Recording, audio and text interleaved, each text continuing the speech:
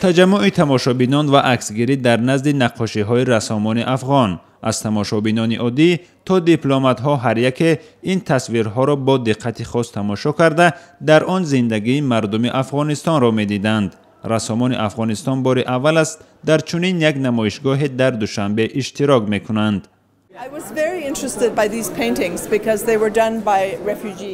به من خیلی تأثیر بخش بود دیدن این تصویرها، چون که اینها را مهاجران افغان در تاجیکستان نقاشی کردند. مخصوصا این تصویری که می‌بینید از طرف جوانزنی آفریده شده است.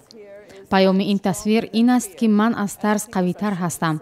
این تصویر هم که جوان آن را آفریده است، زنی خیلی جوان تصویر یافته است که بازگوی همه زنان افغان است.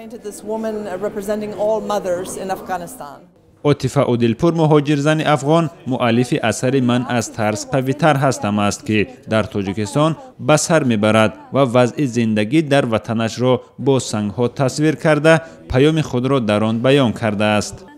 و این تابلوهایی که من ساختم مثلا یک شخص مادر و کودکش است که یعنی ما باید همیشه یعنی همین مهر محبت مادر و طفل نشان میده. دیگه این استرانگ اند فیر یک از کارهای دیگه هم است که یعنی انسان در مقابل مشکلاتی رو که یعنی خود ما در چشم خود در افغانستان دیدیم، این پیام میرسونه که یعنی ما قوی تر از ترس هستم، یعنی با هر گونه مشکلی ما میتونم مبارزه کنم و در مقابلشون ایستاد شوم. یعنی این توانایی ما دارم، یعنی میتونم از خود دفاع کنم در مقابل هر نوع شرایطی که بالا بیاید. نقاشی‌های مهاجران افغان در میان 100 تصویر رسامان 5 کشور بود که در این نمایشگاه از همه بیشتر توجه تماشابینان را جلب کرد. اشکیزن از دیگر اثر صنعت است که زمان دین ظفرزاد یک مهاجر دیگر افغان تصویر کرده است. این مهاجر افغان با آنکه در هیچ مکتب رسامی تحصیل نکرده است، از تاجیکستان ایستاده وضع وطنش را انعکاس می‌کند.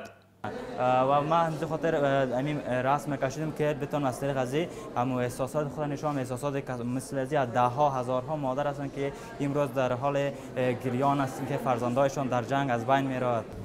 این نمایشگاه شام 25 اپریل با مناسبت روز پایتخت در دوشنبه برگزار شد و در آن 15 رسام از کشورهای افغانستان، گرجستان، روسیه، اوکراین و تاجیکستان اثر خود را به معرض تماشا گذاشتند. این نمایشگاه تا 5 می ادامه می کند. شادمان یتیم، سیف سفر، آزادی، دوشنبه.